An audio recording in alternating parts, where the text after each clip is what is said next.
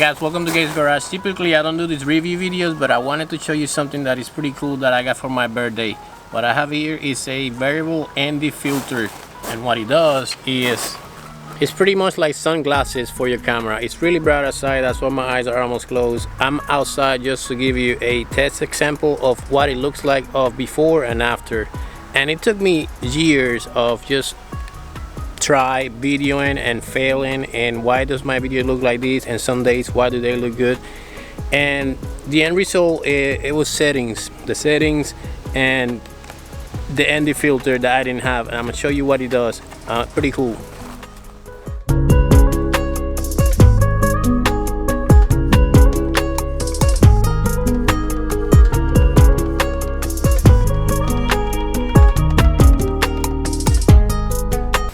And I'm pretty sure you have heard before that your shutter speed should be like twice your frame rate.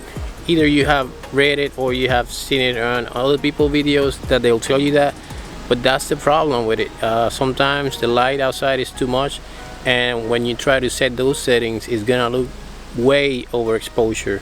For example, your shutter speed will be on a 24 frame per second, your shutter speed is gonna be 50. On a 30 frame per second, your shutter speed is gonna be 60, and on a 60 frame per second, your shutter speed should be around 120.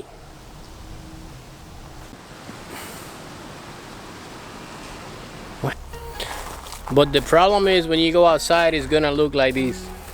It's gonna be so overexposure, and the only way to fix that, if you don't have this, is gonna be to go back into your shutter speed, and let's see, there you go. So now I got my shutter speed at about 400, which is not great for the video. It's not gonna be a good video.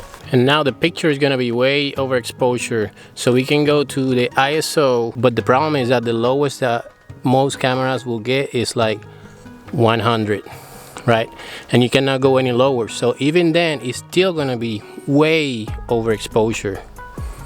So in order to try to fix that, what most people will do is they're gonna go into the shutter speed, and now they're gonna go higher and higher and higher until the picture eventually start looking good.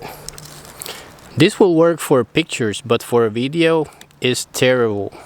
So here's gonna be a before and after with the ND filter, and this is set to 24 frames per second. ISO is at 100 and shutter speed is 150. So now I'm gonna take the ND filter off and you're gonna see.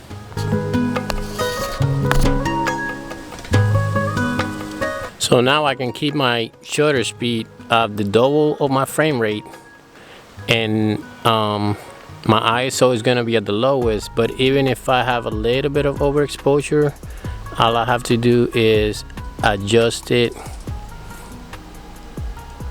on the ND filter. And you can go as dark as you want. You won't be able to see nothing unless you're looking at the sun, or as bright as you want. So there you go. I hope you liked the video. I hope it actually helped you with your videos. I know it did for me. It took me years to figure this out.